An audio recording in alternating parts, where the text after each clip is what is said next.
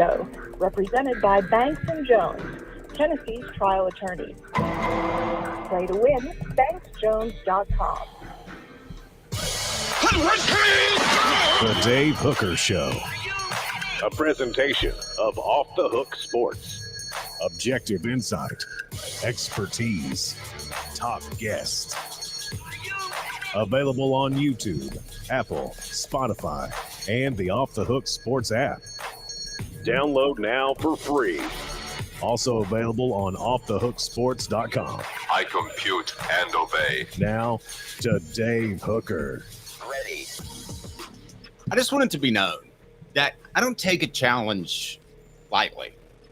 And I see some of you commenting already about bench off 2024 and how many times that I could bench Caleb Calhoun's body weight. And I just want everybody to know that instead of just saying, oh, this is an on-air antic, that yes, I went to the gym this morning, did not do my workout that was next up on my app, and just did one working set of bench with 155 pounds on it to see how many times I could do that. So we've got more pertinent things to talk about. But the poll question is pretty simple. The great bench off is real. Do you believe Dave got it how many times? 5 or less, 6 to 12, more than 12. We videoed it. It will be a part of the program, as will John Adams. And T. Scott Jones will join us from Banks and Jones. Charging the field, is that something, especially given the recent recruiting success that Tennessee's had? I mean, a lot of the fans were led by recruits that maybe it just needs to be a part of every day and every game life. But to me, it seemed like Tennessee was too good and too established and needed to charge the field by beating an Alabama team that wasn't coached by Nick Saban especially. I was honestly surprised that Tennessee charged the field. So bench off 2024 will resolve itself later in the program. I know that John Adams of the Knoxville News Sentinel wants to be a part of that. So vote now. The great bench off is real. Do you believe Dave got it how many times? 5 or less, 43%, 6 to 12, 19%, more than 12, 38%. So I will say that I legitimately tried to get as many as I could, that the old right shoulder kind of gave way, which you'll see, and you'll hear somebody go, do you need a spot? Yes, you will hear that as I almost dropped the weight on myself.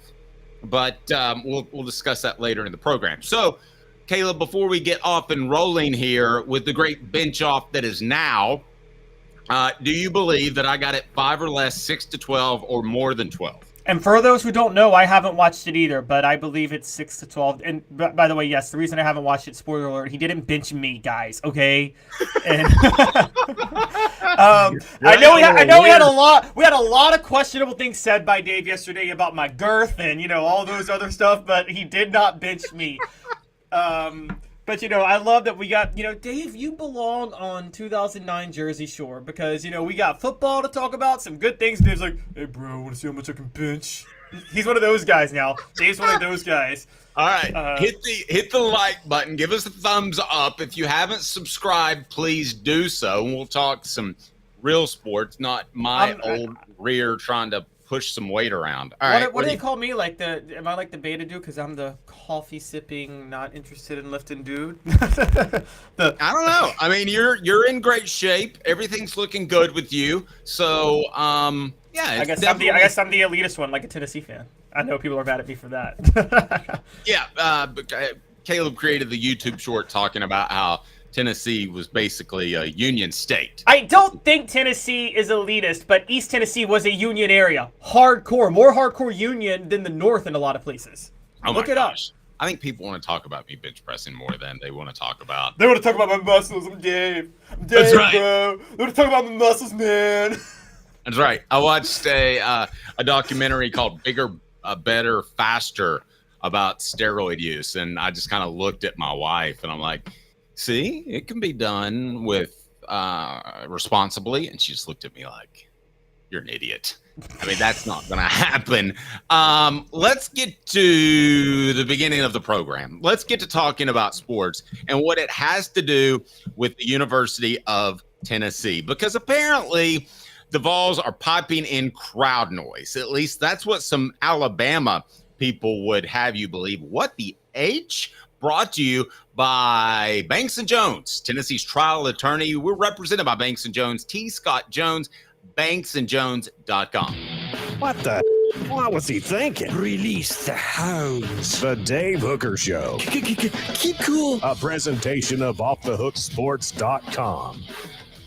All right, so who all from the Alabama world accused Tennessee of pumping in artificial noise? Who all was that? Because I didn't know A.J. McCarron did it, but I do know Chris Stewart, the play-by-play announcer who replaced Eli Gold, said it during the broadcast.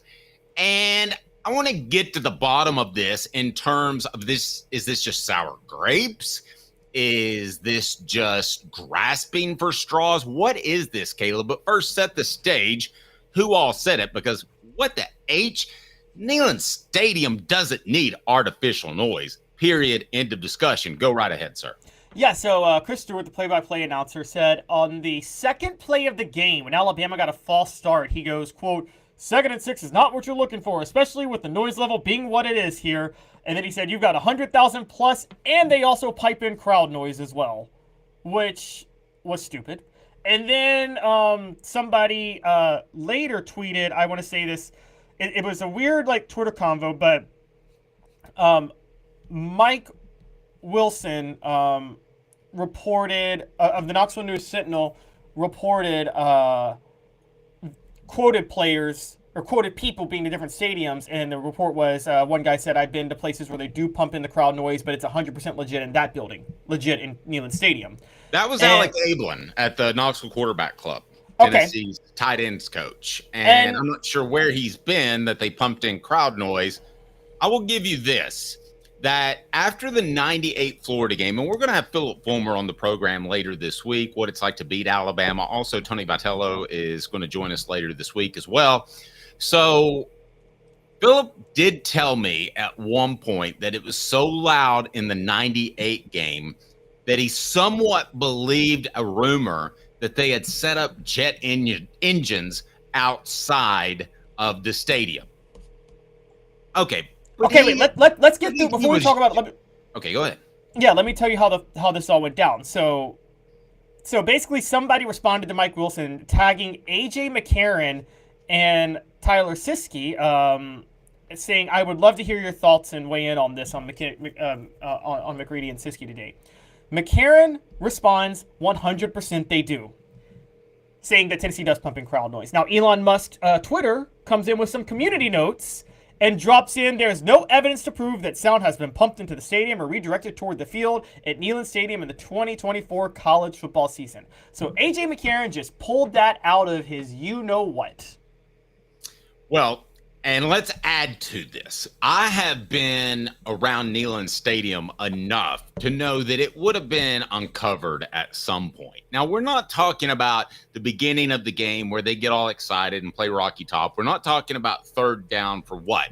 What we're talking about is when the opposing offense comes to the field, is that a time where they would pump in crowd noise to throw off the offense?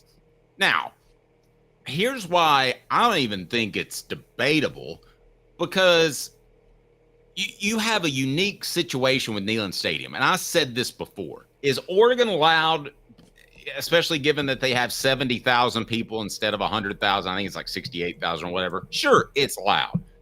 But Danny White pointed this out. Knoxville, Tennessee is the college sports town of America. People get super hyped for that.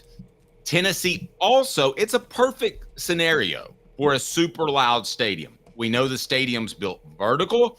I will tell you that Neyland Stadium was louder than when they had that stupid Battle at Bristol thing, and Bristol sat more people. It was just that loud on Saturday night. And if you've been around Neyland Stadium, even when it's North Texas, in the first quarter before things get out of hand, it's incredibly loud. So to me, it sounds like just whiny Alabama fans. And it sounds like whiny Alabama media that cover Alabama, which is disheartening. Now, is it completely out of the realm of possibility? I won't say so, because the SEC allows the cowbells in Starkville, which technically is artificial noise, and you're not supposed to bring those in. Everybody goes wink, wink, go ahead and come in. So is it out of the realm of possibility? No, but given the fact that Tennessee came out strong against it and, for goodness gracious, had to release a statement about it, I think A.J. McCarron and Chris Stewart, they owe the University of Tennessee and their fans an apology. Yeah, and so just for those who don't know, Danny White has come out and said this did not happen. We don't pump crowd noise. This fuels what you and I have talked about for a while, Dave, and this is not us being homer to Tennessee. We are objective. We cover things fairly, but I can tell you guys, and I've told you this, I said Knoxville media is like the New York media of the SEC, and I said that as a compliment, because what I said by that is that Knoxville media is not biased to Tennessee at all. They are not homers. I can tell you right now, Alabama is one of the top 3 homer media environments in the SEC. They are. I agree with that. SC Scout guy says, I think it is completely out of the realm of possibility, Dave. No SEC team pumps in crowd noise. If they ever did, it would be easy to find out about. It would be. And there are 2 fan bases that I have seen wear team colors to a game. You mentioned one, Alabama football. Do you want to guess the other? I would say LSU, but I could be wrong on that. Okay, it's not, but I'll tell you who it is right after this. What the H brought to you by Banks & Jones. Banks & Jones, T. Scott Jones will join us just a little bit as we'll talk about possible implications from running on the field. But I'll tell you who that other fan base is in 30 seconds. Why Banks & Jones? Well, it's because they're Tennessee's trial attorney. You can play to win with Banks & Jones because they'll go to trial. You've heard of other lawyers. They say they'll go to trial and fight for you. They won't. They just want to settle. That's the easiest way out. Well, that's not Banks & Jones, led by T. Scott Jones. They won't settle. They'll go to trial for you. Tennessee's trial attorney. They play to win. Truly, Tennessee's trial attorney when it comes to criminal defense or personal injury. Why settle? It's Banks & Jones. T. Scott Jones. Banks & It's Kentucky basketball. I've only been around 2 sets of media, and it's not all of them. I think there are some great media members that cover Kentucky basketball. Jerry Tipton would be one. The late Cecil Hurt would be another that covers Alabama football. It's not all, but the simple fact is, out of everyday beat reporters, if you have 20 and 3 show up with team colors at a game, that's troubling. And Alabama, you're one of them. And A.J. McCarron, listen, if you want to say that, if you want to say crowd noise is pumped in, just go ahead and say what you really think. And that is Tennessee's fan base is better than Alabama's, because I've told you before, Caleb, you defended Bryant Denny a little bit yesterday. I've told you before that Alabama was the most disappointing home setting that I had seen out of the SEC. And this is when they were winning championships. Now, I know it's better now, and you pointed that out, but listen, Neyland Stadium is something special, and it was on Saturday night. And I'm not saying it won Tennessee the game, but 3 false starts, 15 penalties, it certainly was a factor. Oh, it absolutely was. I'm gonna go a little bit deeper here, because yes, we're talking about homer media, and by the way, it's very relative with Knoxville, because even things you say Kentucky and Alabama may be ones, but we also know stories of. The reason I brought up LSU is because the Advocate had a rule in the 80s that you can't do negative coverage of LSU if you worked for the local paper there. And then LSU also, remember when LSU upset Tennessee after getting beat by UAB the week before? Yeah.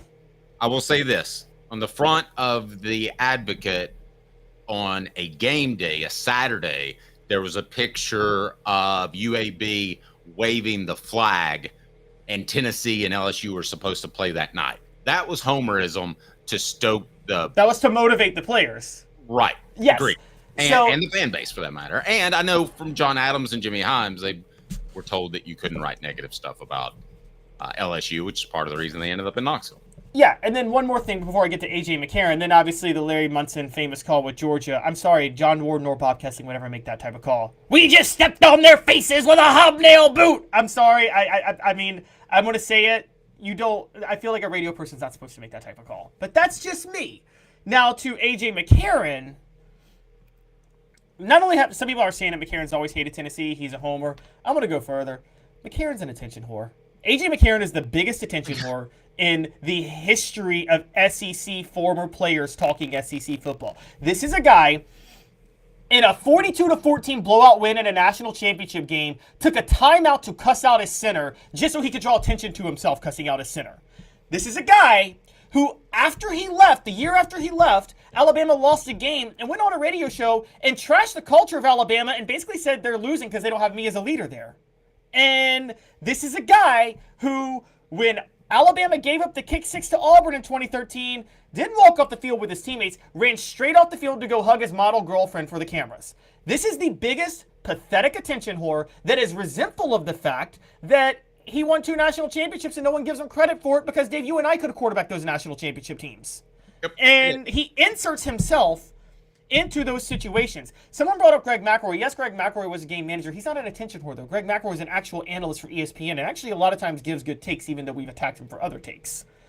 A.J. McCarron, that's another. He's resentful that he's not as good as Greg McElroy on national TV. He's resentful that he's not as smart as Greg McElroy.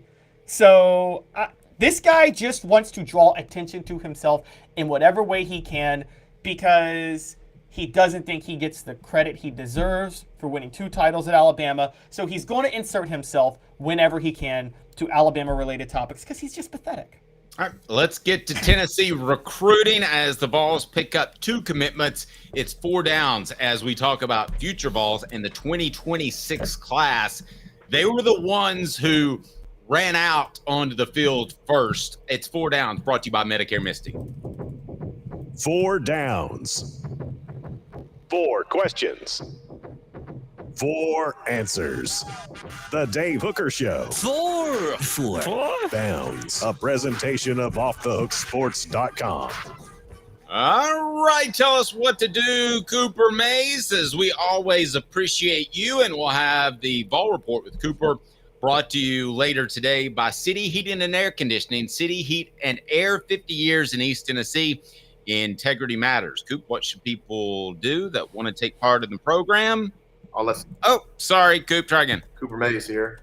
Hit like and subscribe. All right, thank you. We appreciate that. Coop, what down? Coop here. First down. All right, how big of a factor was Neyland Stadium in Tennessee now picking up 2 commitments in the 48 hours since that game was played? Oh, it was an incredibly huge factor. How do you... I said, and I've said this before in the past, Dave, that I don't think winning a home game is really the determinant of selling a recruit that's visiting there. I mean, the trend of winning wins and losses overall do, but winning a home game usually doesn't. I make an exception, though, if it's a game where you do storm the field, and we're going to talk about storming the field later, but I think the excitement of that made people want to be a part of it. And so, I mean, I think you saw that 2 years ago when Tennessee stormed the field against Alabama. That was such a exhilarating moment. So I got to be honest. I think that had a huge impact on this. Yes, and I was told, and I'm not in general a fan of charging the field, but I was told by people that were there that, I've actually had these seats before. They're right on the field, and if it rains, it's terribly dangerous because they're the metal bleachers. That's where some of the recruits sit. So Tennessee's 2026 recruiting class is now number what in the nation? Coop, set us up. Cooper Mays here. Second down. Thank you, Coop. They are number 7 in the nation. More importantly, 3rd best in the SEC, behind Auburn and South Carolina. I think you would agree those teams are very passable, depending on what happens to Shane Beamer and Hugh Freeze, respectively. So Tennessee, I know it's early in the 2026 recruiting cycle, but you should be very, very pleased with where the Vols are now in recruiting. And we'll take a further look at that class. They do pick up Mr. Bacon, 6 degrees to Tyson Bacon, and he's 6'3", 240 pounds, a defensive lineman from Hoover, Alabama, the same state where the Crimson Tide hails from. And now Kalen DeBoer is under pressure after losses to Vanderbilt and now Tennessee. Bacon, the second commitment this week, 4-star offensive lineman Brandon Anderson from North Cobb High School in Kennesaw, Georgia, committed the Vols following the win over Alabama. So how good is this 2026 recruiting class looking? It's looking really good. And Bacon seems like one of those guys that, he's a 3-star across the board, but he's not going to spike the class. What he is, again, Rodney Garner recruited him. Guys, this is a talent evaluation win. This is what we've talked about that Tennessee does very, very well in certain positions, is they evaluate talent extremely well. Now, there are still questions on how well they develop that talent, particularly on the offensive line, but you have no questions with that on the defensive line with Rodney Garner, right, Dave? If he's ever, because he was recruited specifically by Rodney Garner, meaning Rodney Garner found him, Rodney Garner scouted him, and Rodney Garner is going to be the one to develop him. And no one's going to question that. So I think that's, right now, the recruiting class is looking very good. And I think this is just one of those steals that they got out of Alabama.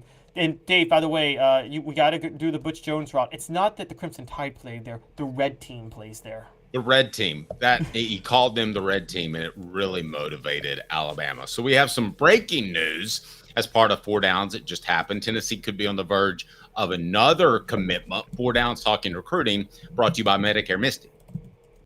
I've been in business actually 19 years this year. I've been in the community since 1993. You're getting a lot of information. Unlike when you were working, they made the choice for you. Now you have to make the choice. Come to us and let us help you make it easy. Call Medicare Misty, MedicareMisty.com or 423-777-5577. Let us help them sleep at night. And we call her Medicare Misty.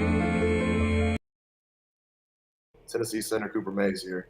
3rd down. So this just breaking, Austin Howard has announced that he is no longer committed to Mississippi State.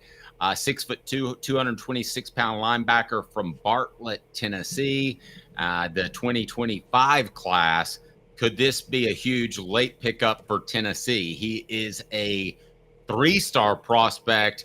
Not highly rated, but it sounds like to me that he is looking elsewhere. Now, Vanderbilt is still a factor, but he did visit Tennessee over the weekend, so that's an important one to watch. Yes, and just in case you're interested, Bartlett is a suburb right outside of Memphis. I have family living there. I don't know much about Bartlett High School, though. I question the level of competition for that school specifically. But he is a 3-star across the board. Decommitting from Mississippi State kind of gives the vibe, again, that they're looking for he was initially committed to Vanderbilt and then flipped to Mississippi State, and now he's looking at Tennessee. This could be another one of those players that's rising up the ranks, and Tennessee's trying to get him quickly. So he could also, or maybe Tennessee evaluated him early, and he's starting to generate more buzz based on what he's doing. Again, guys, 3 stars in 2026. There's no reason to assume that a 3-star in 2026 will be a 3-star next year for the 2026 class. Those guys move up the rankings all the time this early. Yeah, and a lot of that's based on offers. Now, let me offer this. What down, Coop? All SEC center Cooper Mays here. 4th down. Okay, is there any concern that Tennessee is offering these guys, as in Bacon, as in Brandon Anderson, who are both 3-star commitments? Is there any concern that they're offering them too early? Because I've said this for a long time about Tennessee's recruiting under Josh Heupel. They had to evaluate people early, build relationships early, which means early commitments. So do you have any concern, I'm going to tell you why I don't, that Tennessee is still taking guys that may be considered borderline level by a lot of other coaches, such as those that reside at Georgia, Texas, just for instance? No, because I know the I'm very much aware of the machine they've developed on Rocky Top to analyze and research these guys. I mean, they have I'm talking about down to the conditioning machine. Guys, they have health experts that can literally project what these players are going to grow into now based on, size percentile and things like that. Tennessee is more detailed. You don't want to sound Billy Napier on this, but Dave, they're more detailed on recruits than anybody in the country in terms of what they're going to be projected into physically. I'm going to offer this up too. The Tennessee can cut these guys and move on. I mean, it sounds awful, does it not? But it does. Simple fact. They can cut these guys and move on because nowadays you just go put your arm around a guy and you say, I think it's better for you to go elsewhere. I'll give you another example. How many stars did Squirrel White have next to his name out of Alabama? He was a fringe 4-star, I'm pretty sure, wasn't he? He was a 3. He was a 3-star prospect. I still went by Rivals at that time, to be fair, so I think he was 4 on Rivals. But okay, I go by we typically go by the composite. A couple of other guys. Chaz Nimrod has found the field. Now, we could question how good he is, but in Tennessee's eyes, he's about their 4th best receiver, right? Correct. He was a 3-star out of Arkansas. Jordan Thomas was going to start the season at the star position, but he got hurt. He was a 3-star prospect.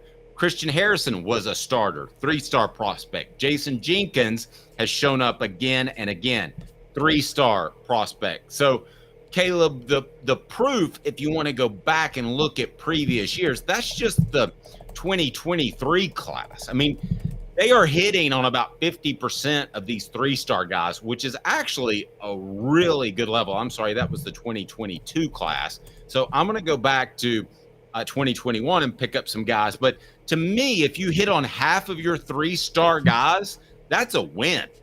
I mean, if they are playing by their 2nd or 3rd year in the system, those are the foundational guys that you have to have that they could certainly use on the offensive line that make up a program every bit as much as one Nico.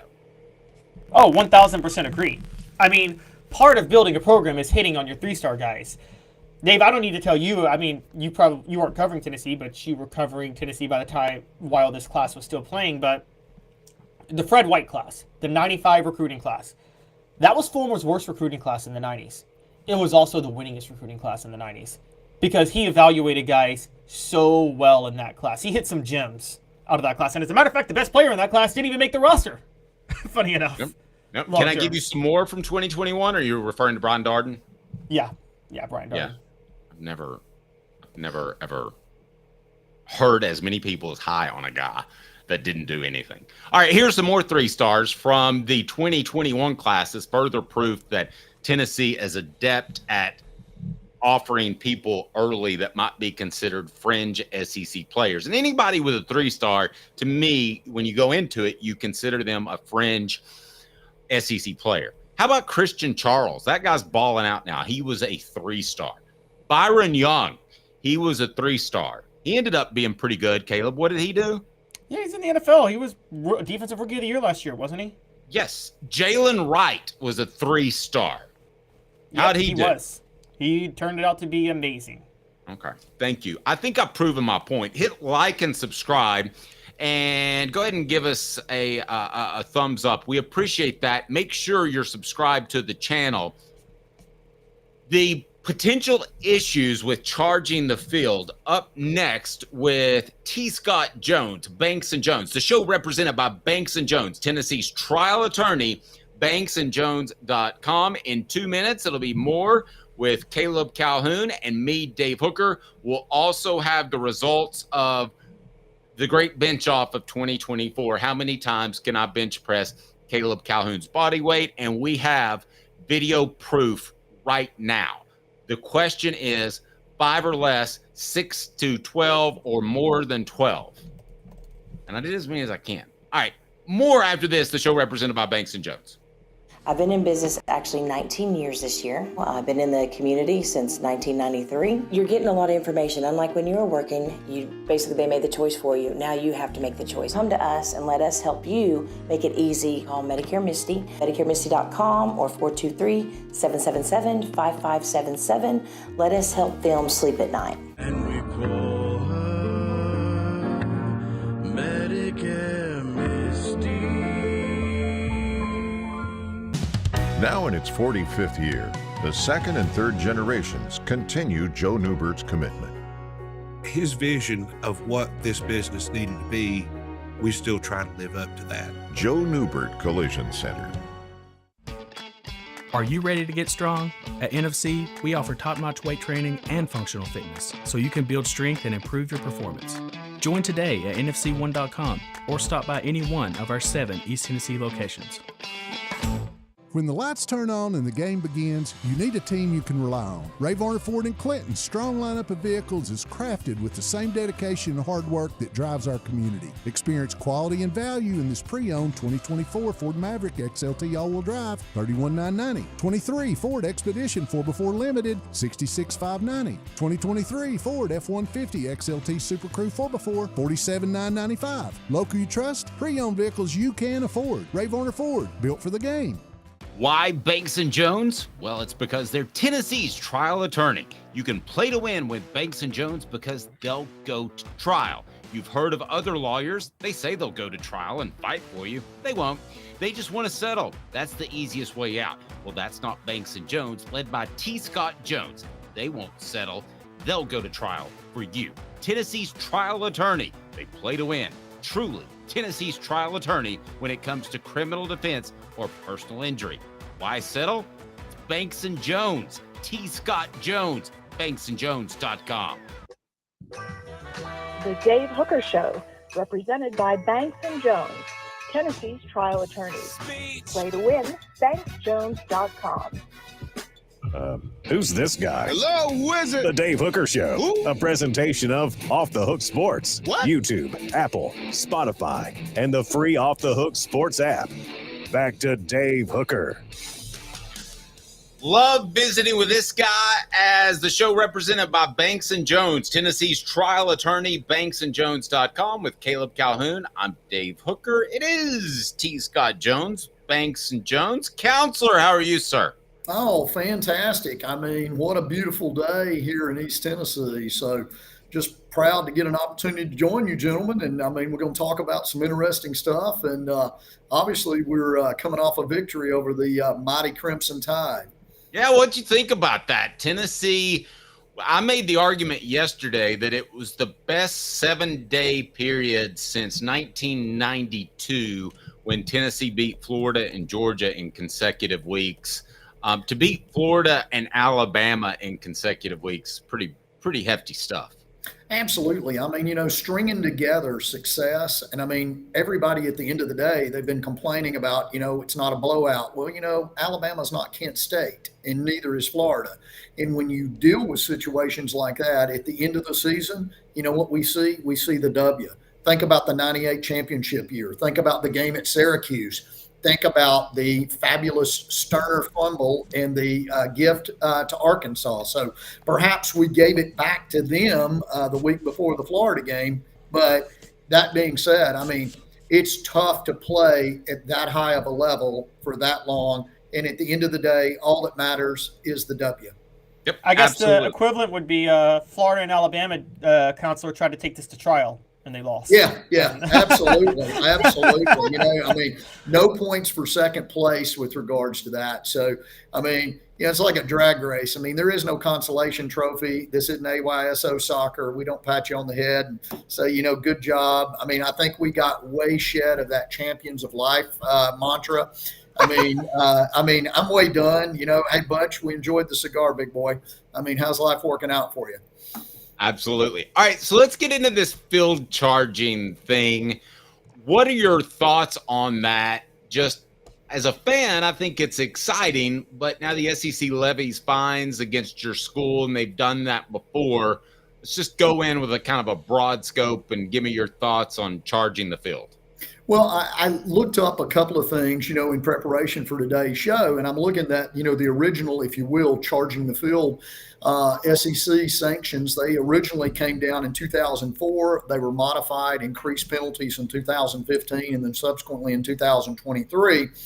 And Sir Isaac Newton, we've all seen, of course, the apple falling from the tree. Not only is it dangerous, and I'm not somebody to sit there and say, hey, life has to be all about safety, but I'm pretty aware of gravity, and those goalposts aren't light. And when they come down, the potential for somebody getting hurt is there. And, I talked to Chris Wampler and I talked to Toby Champion this week. They're both good friends of mine, and obviously VFLs. And one of the things that sort of was a common thread amongst everyone that I talked to that played ball over there and worn the mighty orange was act like you've been there before. And, 1982, 11 seasons, and we had not won. And yeah, I can understand that. I was there during the World's Fair. I think we actually had to buy a TV camera because it got dumped into Fort Loudon. And then when we have the victory in 22, and it'd been, a 15-year drought, something like that. I can understand that. But, guys, it was only 2 years, or really only 1 year. It bothers me with regards to that. I just think the importance of being professional and acting like we are at the level that we ought to be. I agree with that, Caleb.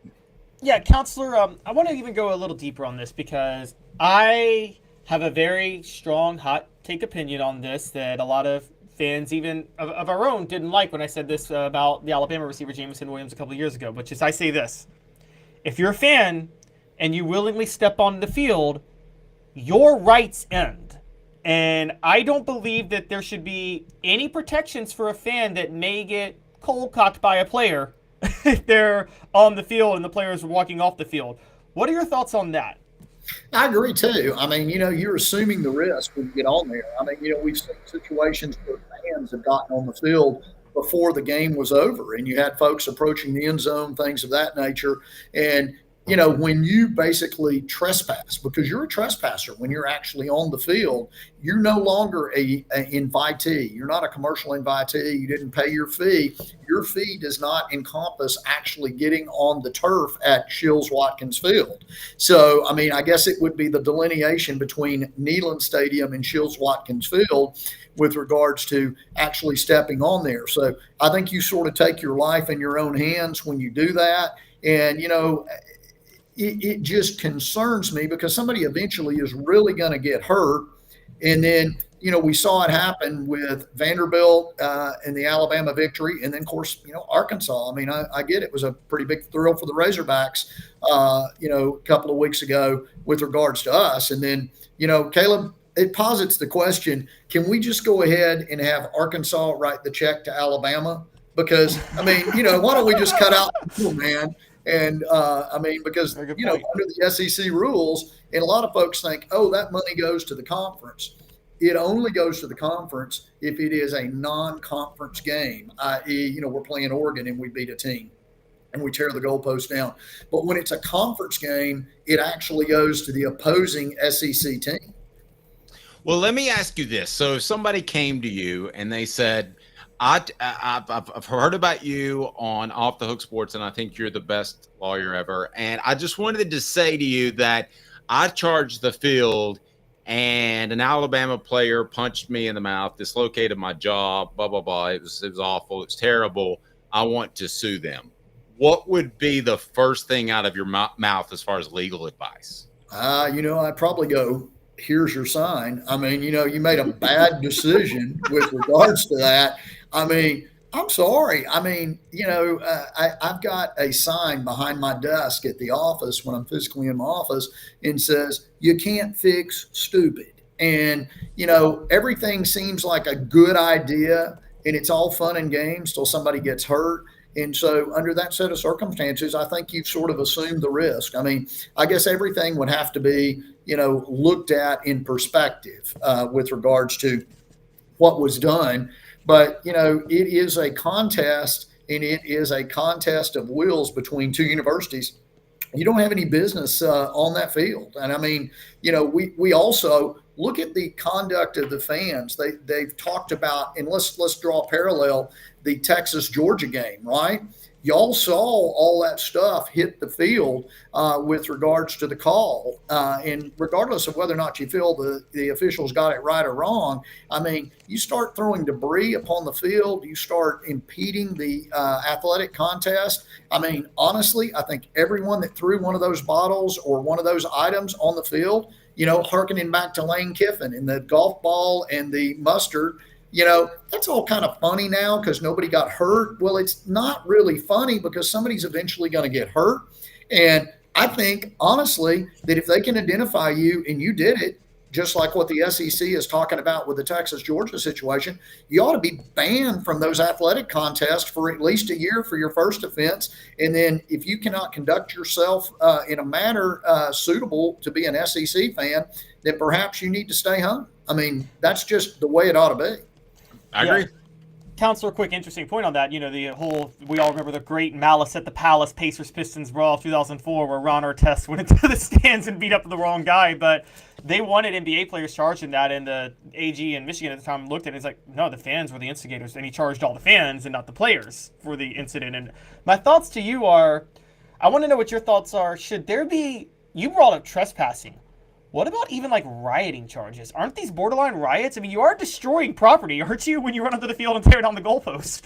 Well, I mean, did y'all see the photos of the field after everybody got done? I mean, entire sections of the power tee gone, everything of that nature. I mean, this isn't artificial turf. This is actual grass now that we've got on Childers Watkin Field. And when you tear that up, think about the grounds crew and all the work that they've got to do to try to get that field ready. I mean, thank God we've got an off week. And so we get an opportunity to have a break and they can do some, stitching up of the field. But I mean, it's kind of sad, when you see people tear up their own stuff. I mean, what are you doing? I mean, really, what are you doing? I mean, you just got to question it. Now, I agree. Now, let me play devil's advocate for a second because I was on the field at Sanford Stadium when Georgia broke the streak against Tennessee and they charged the field. And I'm a pretty decent sized guy, but I really felt like I had no control of where I was going. And I was in the media and I was supposed to be there. You can be on the field with 5 minutes left. And also during that game, I know that one of the support staffs was hit with a liquor bottle in the side of the head. So in that particular case, not to make it just about me, but in that particular case, if somebody's supposed to be there, could you then, I mean, nothing happened to me, but it did happen to the support staff person. Could he have brought charges against the university for not having better security? I think it would obviously be sort of case by case basis. They would have to be on notice. The problem against bringing, against a state university, we're a land grant university. So effectively, when you sue the university, you're suing the sovereign or suing the state of Tennessee, so to speak. So it delineates it a little bit than perhaps private universities, say Notre Dame or some other school along those lines. But here, it's going to have to be kind of on a case-by-case basis. And then you look too, right? We never used to have, if you will, for lack of a better term, shelters over the benches. And, certainly that can be said, hey, that's for shade. That's to, allow the players to stay a little bit cooler, to keep people from stealing signs, things of that nature. But it's also there to protect the players. I mean, it's not like a heavy barrier or something of that nature, but at least it'll bounce a water bottle off. I mean, how many times have you seen, and I mean, I recall back several times where you'll see coaches running down the line, put your helmets on, because there's all this destress coming just down out of the sky on them. I mean, it's scary stuff when people start throwing that. And I mean, 9.80 feet per second is the basically the gravity, and you're going to have a item, of some weight, and you're like, well, it's not that big a deal. It's a water bottle. Yeah, it is. You hit somebody in the head with it, or you damage somebody. I mean, it's just kind of ridiculous. And I mean, I think the SEC's got to figure out a balance. I know that I talked to several officers that were down on the field, and, obviously they're seeing this, mass of humanity come down to tear those goalposts down and to deal with that. And it's kind of like the old Ron White saying where, he looks out in the crowd, and says, I didn't know how many of them it was going to take to kick my butt, but I knew how many of them they were going to use. And in this situation, it was like ants. I mean, one ant's not going to do it. But when you literally have tens of thousands of people and, the officers, one officer's not going to just, fend off 500 people trying to come for that goal post and tear it down. And so you've also got, law enforcement danger there. And I know that some of them, basically, they realized they were outgunned and outmanned, and they literally just stepped back because at some point in time, it's kind of like, when the ocean's flooding and it's coming over the seawall, you're not going to stop it. You have to recognize when you get to that point. And, fans joke about, well, I'll write the $100,000 check, or we'll write the $250,000 check, or now, going up to $500,000 for third and subsequent. I mean, where does it stop? I mean, do we see a revisit of this in 24 or 25 as far as the SEC commissioner in the meeting saying, okay, well, it's going to be $1 million each time you do it. So, I mean, at some point in time, we got to behave like adults and not like rabid animals. I like it. Great stuff as always. Again, T. Scott Jones, Banks and Jones. They'll go to trial for you. Tennessee's trial attorney, banksandjones.com. I would be remiss if I didn't ask you our pressing question, and that is, what do you think will happen with the results of Bench Off 2024, in which I was challenged to see how many times I could bench Caleb's body weight, and he weighs 155 pounds. I'll give you that. And so the levels are 0 to 5, 6 to 12, or 12 plus. I mean, Caleb's a lean, mean broadcasting machine. So that being said, look at that. Rhymed it together and everything. I just used the bar. We didn't actually physically touch or anything. Are you doing any preparation? I mean, I would want to posit that question before we get to it. Are you doing any preparation in anticipation? I mean, I know you're in, reasonably good shape. I mean, you're maintaining yourself, but in fairness, I did 2 warm-up sets, and it's the first time, because I'm old and my shoulders hurt, that I used an actual bar. So I'm usually a machine guy. So I really didn't know what I would be able to do. But we have video evidence later in the program. When is the bench off? When is it? I did it this morning, so we're going to share the video of the great bench off later in the show. I mean, I don't want to consider, because you are the hook of Off the Hook. And I don't want to consider that I'm dishing you, Dave, but I'm thinking 0 to 5. I mean, 0 to 5. I mean, all right. I mean, I don't want to be disrespectful, but especially if it was machine weight, I would go 5 to whatever that other number was, 10. But with it being the bar, everything of that nature, I mean, I got to go 0 to 5. All okay. Right. All right. Well, I'll text you later in the later when we share. Was T. Scott Jones a Flair fan? Were you a Ric Flair fan? Oh yeah. Woo! I'm just saying. So Rolex wearing. I was watching wrestling during the '90s WCW peak. So I became a big fan of Flair's biggest rival, which was Sting at the time. Oh yeah. So, yeah, but I was more when Sting was Crow Sting taking on the NWO and Hogan more than it was Flair. Absolutely. Well, you know what I mean. You gotta love the old school, and you gotta love the remembrance, and all sports, and respecting all athletes, be they actors or be they folks. But guys, fantastic. Thank you all for having me on. I really appreciate you. Thanks, buddy. I know you got to get to trial, so we appreciate it. Counselor, have a fantastic day, and you're very much appreciated.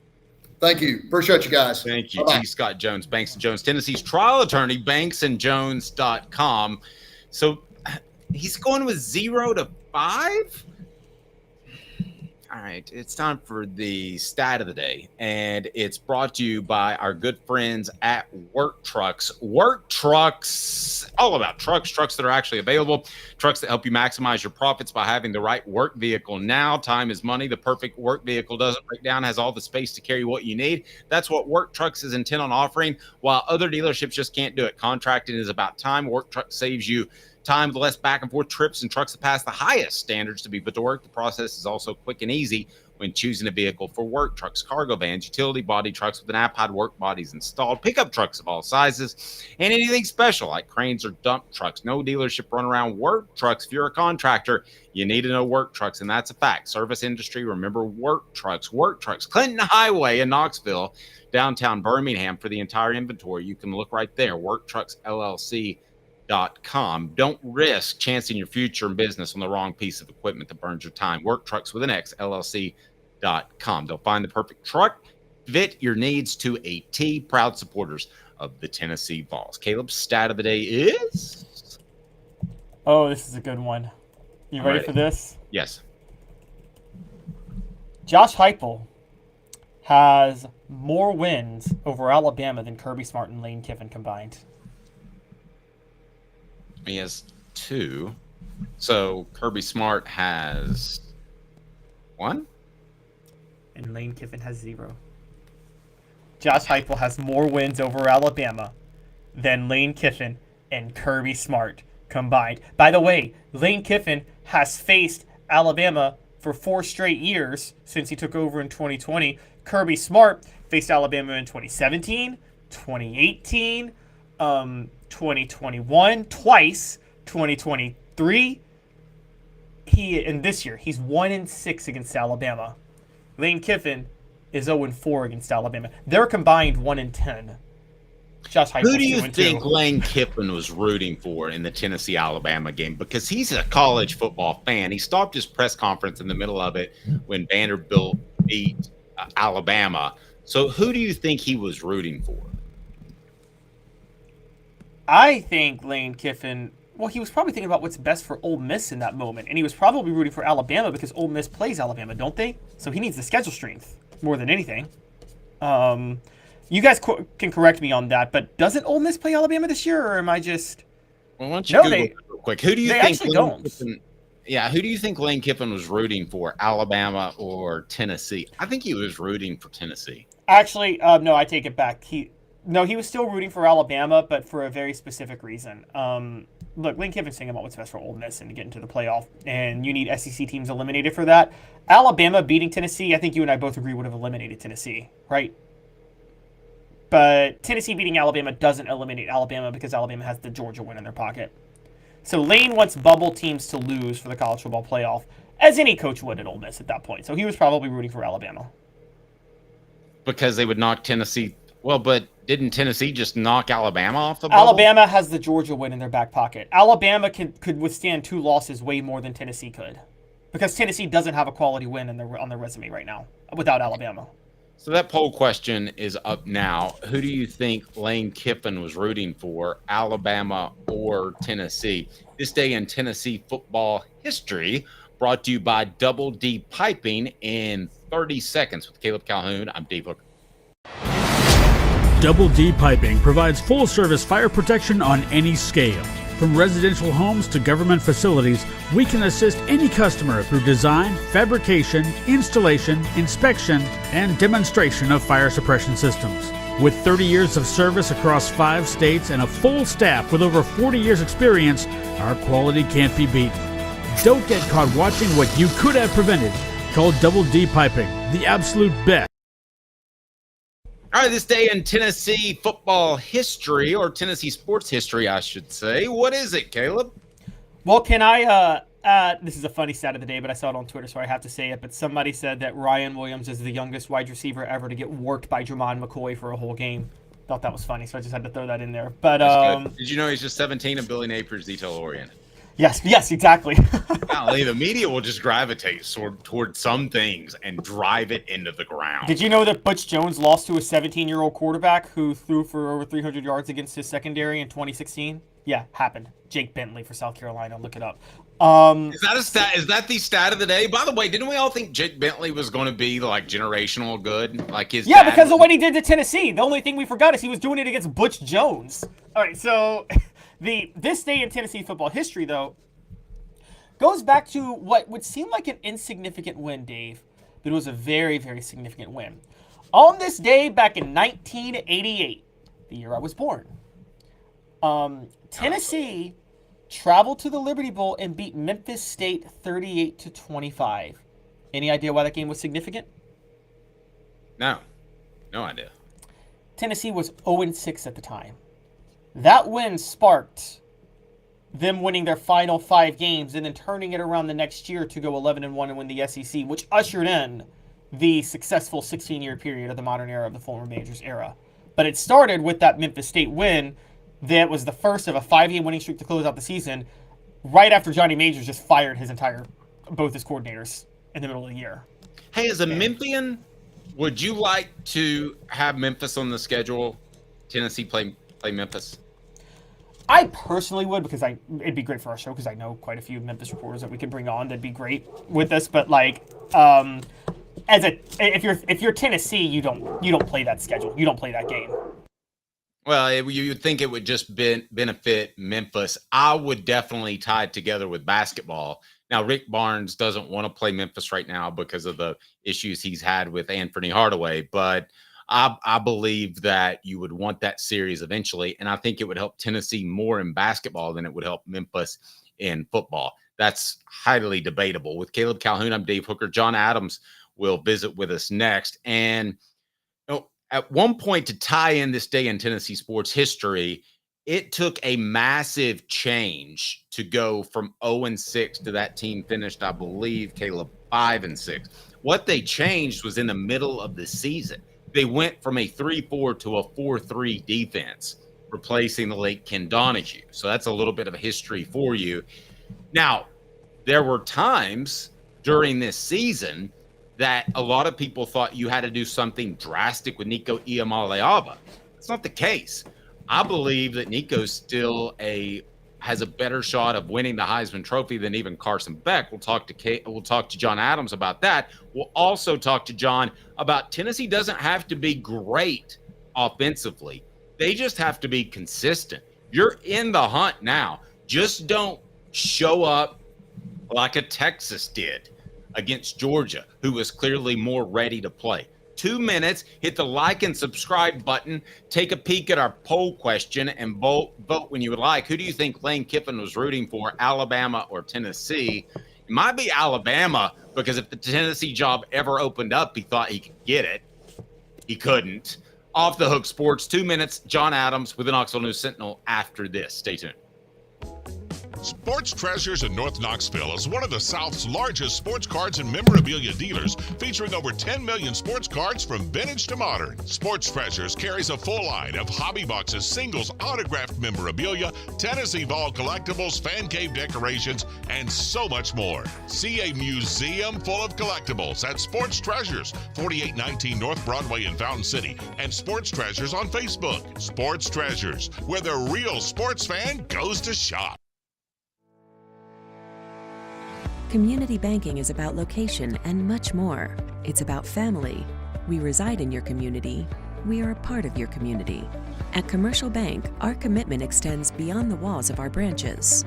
It's displayed each day in the opportunities we provide, the money we give back, and the time we commit, all to help improve the lives of the people, families, and businesses that make our communities great. Commercial Bank, life made better. With our brand new location on Emory Road, Eye Care Optical is bringing East Tennessee's best eye care to your neighborhood. Doctors Johnston and Combs offer unmatched expertise and care without a trip to Knoxville. Eye Care Optical, now in Powell. Are you ready to get strong? At NFC, we offer top-notch weight training and functional fitness, so you can build strength and improve your performance. Join today at NFC1.com or stop by any one of our 7 East Tennessee locations. When the lights turn on and the game begins, you need a team you can rely on. Varner Ford and Clinton's strong lineup of vehicles is crafted with the same dedication and hard work that drives our community. Step up your game in this 2024 F-150 4x4 Super Crew STX, $46,994. 24 Ford Expedition XLT, $59,978. 24 F-250 Crew Cab 4x4 STX, $57,888. Local you trust, performance you can afford. Varner Ford, built for the game. The Dave Hooker Show, represented by Banks & Jones, Tennessee's trial attorneys. Play to win, banksjones.com. Who's this guy? Hello, who is it? The Dave Hooker Show. Who? A presentation of Off the Hook Sports. What? YouTube, Apple, Spotify, and the free Off the Hook Sports app. Back to Dave Hooker. Welcome back to the program, as John Adams will join us here momentarily with the Knoxville News Sentinel. A couple things. He brought up a really good point that Tennessee doesn't have to suddenly reinvent the wheel on offense to make the college football playoff. And also we'll have our last look brought to you by Campbell, Cunningham, Taylor, and Hahn.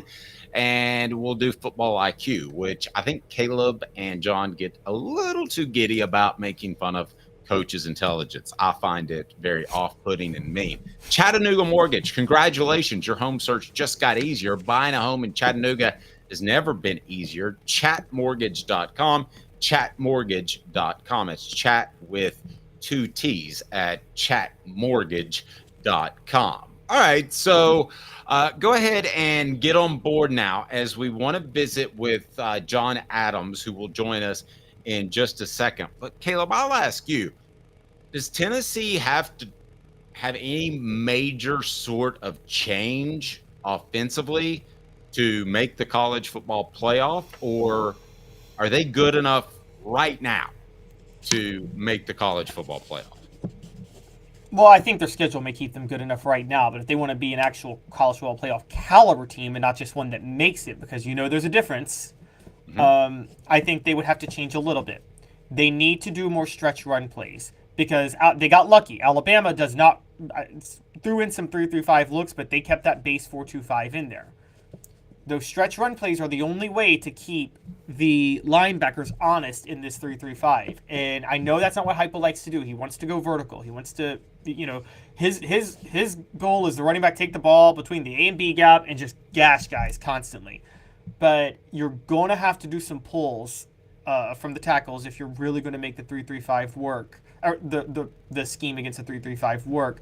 Otherwise, your entire offensive system completely falls apart. And so he's going to have to do more of that. He did some against Alabama, but yeah, I do think Tennessee's going to be a factor. He's going to have to do more because the thing is now, Dave, you can talk about a base defense, 4-2-5, 4-3, 3-4.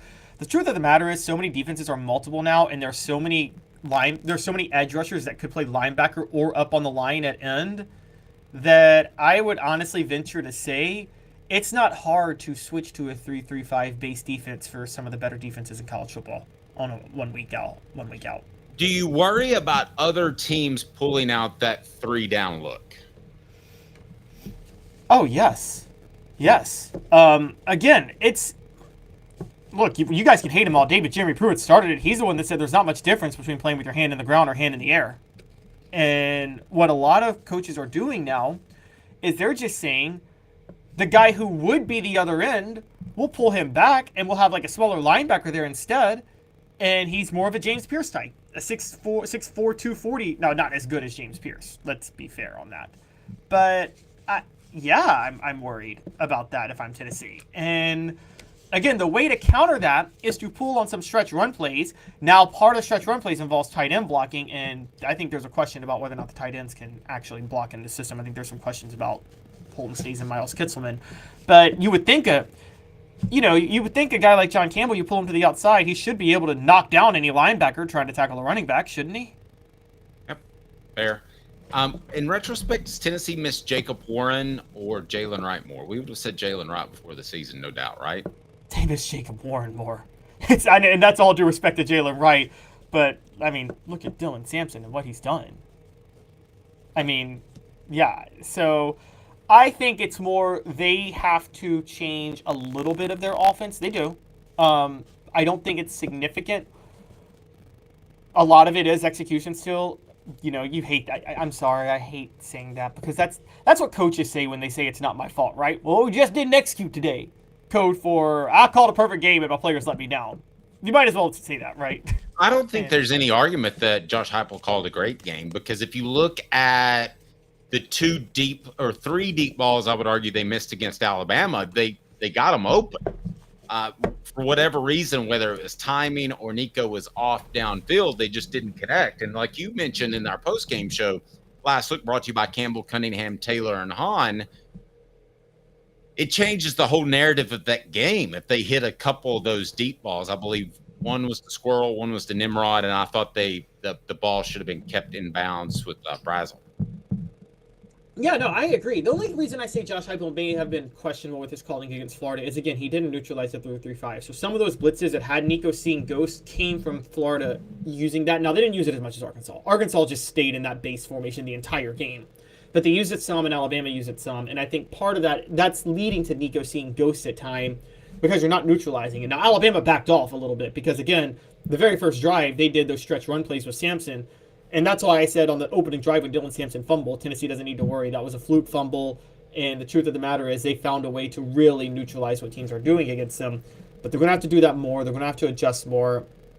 And I think there are some issues with that. Because right now Josh Heupel is kind of staying to the well. But again, there's 2 weeks there's 2 weeks off. You can kind of figure out how to adjust and work on that. But as of right, this is the difference between a system coach, Dave, and a coach that can make adjustments. I've always said we call Josh Heupel Steve Spurrier, but the biggest difference is, I think you would agree, the fun and gun wasn't a system, right? The fun and gun wasn't like a set like plays and we run these all the time. No, the fun and gun was just, he just threw it all over the field because there weren't enough fast players on the other side to cover all his receivers. But I think Heupel is a system coach. The question is, can he tweak it now? I agree. All right, let's bring this guy in here, John Adams of the Knoxville News Sentinel, and we will get to that question about Tennessee's offense. Is it good enough right now to win a natty? Let's bring John in here, John Adams of the Knoxville News Sentinel. Welcome, John, as you are officially a part of Bench Off 2024. And the question that I have for you is, how many times do you think this morning I benched Caleb's body weight? Was it not in person, but on a bar? Was it 0 to 5, 6 to 12, or more than 12? I will plead ignorance and apathy on that. Don't know, don't care. Plead apathy. John, Dave is like, he just wants so badly to show off his guns to everybody. It's like, he's basically, I'd say he's basically a Jersey Shore guy from 2009. He's like, everybody, let's talk about me working out for good football. Swole.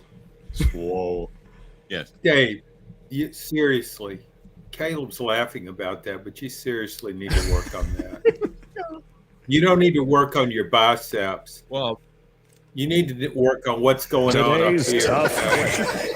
Nobody cares how much you can bench press. The Nobody. Dave Hooker Show. Wow, John just really undercut Dave. All right, John, you wrote that Tennessee just needs to be consistent, not great necessarily. And we've seen other teams that we consider college football playoff contenders not be consistent, and it's cost them, a la Texas last week. So let me twist that and morph that just a bit into this question. Is Tennessee's offense good enough right now to win a natty? And the options are yes, no doubt, no, not yet, and then can't do it this year. It's just not going to happen. No, not yet. Okay. I think there's a potential for the offense to get better. I like what happened against Alabama. It was an improvement. Granted, Alabama is not as good defensively as some teams Tennessee will face, certainly Georgia and teams that it might face in the playoffs. So, but you can't, you got to look at it from an improvement standpoint. I thought Nico made progress, and that was very significant. So, John, to that, do you think, because we were talking before you came on, I think mostly it is about execution, but I think Tennessee slightly needs to tweak some play calling going forward. Do you think it's more just the players need to play better, or does Heupel need to do a little bit better calling plays for the offense to improve? I think both. I think that the team still needs to play better, still need to have better pass protection, better play from your tackles. Receivers need to make plays. But also, I think what's really important right now, and that Heupel and Tennessee's offensive staff needs to understand what Nico does best, what he doesn't do well, and shape the game plan accordingly. And I think going in, just looking back over the way Nico played the first 3 games against weak opposition, and then you go against stronger competition, doesn't do as well. I think Tennessee coaches might have been fooled into thinking this guy can do anything. I think maybe we were all a little guilty of that. Agreed. And so is that, I guess that's on Tennessee's coaches. They throw a lot on him. How much better do you think he can be? I mean, are we having a conversation at the end of the year? Because it's a long year now, especially the college football playoff, where he's one of the top 2 or 3 quarterbacks in the SEC, which is very deep at receiver. Or for this year only, is he going to be a middle of the pack quarterback for the Vols? Middle of the pack. I mean, we're already 7 games in. I don't see him their number of quarterbacks I would certainly take ahead of him right now in the SEC. And again, I'm guilty of hyperbole. I made him out to be more than he was going into this season. A lot of that based on what he did in the Citrus Bowl. But I saw a little more of the Citrus Bowl, Nico, against Alabama. And I saw a little more of him of what he did in the first few games against Alabama. So to me, that signified improvement. But no, he's not exactly who I thought he was. And I kind of looked at him like, oh, the guy's got no weaknesses. He'll come in here like Johnny Manziel or Tim Tebow, a different type quarterback, but who excelled right away. And that hasn't happened. And so I don't expect it to happen the rest of the year. But I saw some more things that I like, particularly the running. I think it's pretty obvious now he needs to run because I think that gets him into the game more. And I think he becomes a better passer when he's running. John's appearance brought to you by Neubert Collision Center. Why I disagree with what John said, and I still think Nico can be elite by the end of this year. A quick message from Neubert Collision Center, and then I'll tell you why I think Nico can be elite in 2024. Now in its 45th year, the second and third generations continue Joe Neubert's commitment. His vision of what this business needed to be, we still try to live up to that. If we wouldn't put our family in it, we're not going to put their family in it. If you're going to say that you're doing the best work in Knoxville, now saying it's one thing, producing it and providing it's another. The largest family-owned collision center in Knoxville is Joe Neubert. John, my argument is this. Tennessee excelled when they rolled Nico out of the pocket. He made the great pass downfield on the run that a lot of dudes just can't do. I think they were hamstrung by the offensive tackles more so than Nico's comprehension of the offense, in particular in the rollout game where the tackles have to, no pun intended, hold on to their blocks a little bit longer. They did hold, and that was a problem. So I don't think the ceiling rests in what we could see from Nico as much as it rests on the offensive tackles and how well they can protect. Yeah, that's a part of it. I also don't think Nico's reading the field as well as I thought he would. I think he locks in on one guy too much, and that's led to some interceptions. Again, I made him out to be all world just because of how he played in the Citrus Bowl and because of people who saw him daily in practice and how they raved about him. Nobody questions his arm talent, of course, but there's so much more involved with the quarterback.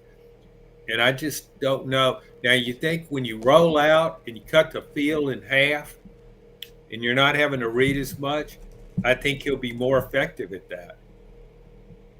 Okay, I can roll with that. Pun intended. Hemp House, the premier hemp dispensary online.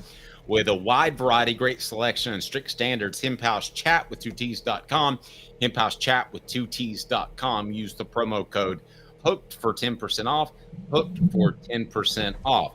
I'll also remind you that the Bench Off 2024 is brought to you by National Fitness Center. Unmatched value, limitless options. Begin your fitness journey today. And the question that we have for you is, how many times was I able to bench press Caleb's body weight? Caleb, I haven't officially had you vote in on this yet. Or do you believe it's I said it's 6 to 12. I said 6 to 12. Okay. All right. And John, your standing is? Don't know, don't care, never will care. Never even crosses that boundary. All right, so I have a question for you, John Adams, and I was called out by a mutual friend of ours, Bob Hodge, who is a frequent member of the Sports Source, and I said before the season that Nico would be better than Carson Beck. That's not proving to be the case. I'm still not as high on Carson Beck perhaps as you, but I will ask you this question. Not just this year, but who is more likely to win a Heisman Trophy, Nico or Carson Beck? So I have the benefit of a little bit more eligibility on my side, and I'm going to say that it is Nico. Yeah, but I don't see Nico winning a Heisman. He might have a better shot. Well, no, I don't even think he has a better shot than Carson Beck, because if Carson Beck piles up a lot of yards in the last 5 games and other guys don't do as well that he's competing with, and Georgia's unbeaten and goes into the playoff, I think he would have a better shot. I just think Nico, next season, Tennessee won't be as good as this year. And the struggles they have at offensive tackle, offensive line problems could be magnified next season.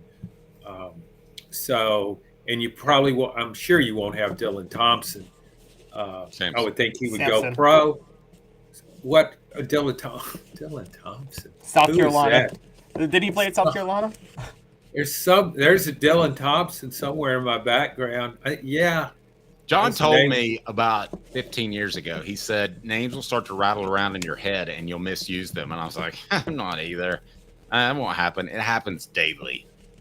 Yeah, it's just no getting around. Usually, though, when you're writing, you catch it on the screen. Talk show, I mean, it comes and goes. It's gone. Forget about it. I wish Dylan Thompson all the best and hope he has a shot at the Heisman, too. I mean, I wonder, though, with Dylan Sampson, I mean, could they offer him enough NIL money to come back?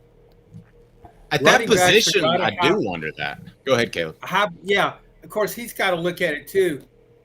Running back has only so many carries in him. But carries in college are easy in the NFL. I'm sorry, go ahead, Kevin. No, it's okay, John. And look, I was with you with the Nico Iamaleava thing. I thought this year would be a splash year and it would be Johnny Manziel. I think the more I thought about it, though, going back through history, looking at first-year quarterbacks that were elite, they all had a lot more help than Nico had this year. I mean, you brought up Johnny Manziel. He had an Outland Trophy winner in Luke Jokel at one tackle position, and then he had an NFL Pro Bowler at tackle on the other position in Jake Matthews, and he had a Pro Bowl wide receiver to throw to in Mike Evans. I don't think Nico has any of those things. You know, with that in mind, my take, and I want to know your thoughts, I think Nico's more likely than Beck, because I think while first-year quarterbacks need help to be elite, I do think with experience, quarterbacks in college eventually, if they're good enough, can overcome lack of help. And just my example would be while Peyton Manning had a great offensive line in 94, I actually think Peyton Manning had a pretty bad offensive line in 97, his senior year at Tennessee. And he overcame that himself. I didn't think it was bad, but I mean, there were other offensive lines. There were some pretty good players in that offensive line. But I just remember that Florida game where he never had more than a second to throw the ball. I know, but they were weak at right tackle. It wasn't like the whole line was bad. They had some good players in the offensive line, but that was also game management, play calling. I mean, give the right tackle some help. somebody, I guess that was the Alex. Was that the Alex Brown game, or was No, that was 90? 2 years later. That was That 99 was the with 99. I get the 97 and 99 teams confused because I thought both of those teams, you could make a case, they had more talent than the 98 team. I mean, so I tend to run those two teams together. The thing about to win a Heisman, you got to have the whole. You got to have the whole package. You got to have the talent yourself, individual talent, and you got to have a lot of help. And I think next year, I think even if Nico gets better, and I think he will get better, he's not going to have as much help as, say, Arch Manning will at Texas, or whoever Oregon's quarterback might be, or that nature. Okay, but let me offer up this to both of you guys. At what point do you need to take the leap of faith that in Hype will we trust? Because we all thought that Dylan Sampson would need an awful lot of help from a Cam Selden or a Peyton Lewis. We all thought that Deshaun Bishop as a walk-on wouldn't be able to play at an SEC level. Same for Will Brooks at safety. At what point do you say that they're going to just restock and they don't have to rebuild just because they lose a Sampson, a Cooper Mays, and on and on and on? I really think they're close to that. I'm not so sure about that because they needed help in the offensive line this year. Not a lot of help, but they needed some. They didn't get it. They misevaluated. I question their evaluating of players, particularly in the offensive line, in recruitment and with transfers. So I'm not. I no longer think. I think Heupel has a great system, but I don't know about him. I have questions about him overall now, even as an offensive coach, that maybe I didn't have before when they were scoring 40 points a game. Yeah, so, John, would you rather, though, and this is an honest question, as opposed to a dishonest question. I don't know why I said that. But Yeah, I hate honest questions. Caleb, could you give me something a little more devious, please? Would you rather, what do you think's better for Tennessee, though? Nico gets better and reaches his potential, but his supporting cast gets worse? Or Nico stays stagnant, but the supporting cast gets much better? I don't like either one of those scenarios. See, I think given Heupel's system, if the quarterback gets really, really, really good, they can make up for a lot of deficiencies on the offense. And so I'd rather Nico get really good. Okay, that's what, based on the evidence we had in the past, you could say that. Heupel's first two teams, we kind of got the sense that, well, his system is so good that they're just going to pile up points. I no longer think that. Okay, but I do believe that Tennessee's talent base is rising. And Yeah. I'm going to use this as an example. Jeremiah Thielander, they didn't have a guy to step in for Keenan Pili and play at an elite level. I'm not sure he's quite elite yet, but I thought he was very good in the time that he's played since Pili went out with an injury. That, to me, is a sign that roster building is going the right direction. Oh, I agree with that. I mean, Tennessee's getting better talent-wise. But when I look to next year, there's going to be obvious holes to fill. And based on what I've seen, I'm not so sure Tennessee will get the right guys to fill those holes. I see that the foundation, the talent foundation, getting better with the recruiting classes. I see that. And so I think overall the roster will be good. But I still wonder about Tennessee getting just the right guys from the portal. I mean, that's a big part of this now. It's not just getting somebody, it's getting somebody that can really deliver for you. Well, a good example to me is Ohio State this year. Will Howard at quarterback. I don't think, I mean, people thought of Will Howard as a good quarterback at Kansas State, but there are questions. Can he handle what it takes to win a national title? Can he do that at Ohio State? I think he can. So maybe Ohio State could have got somebody better, but I think it did okay in that particular instance.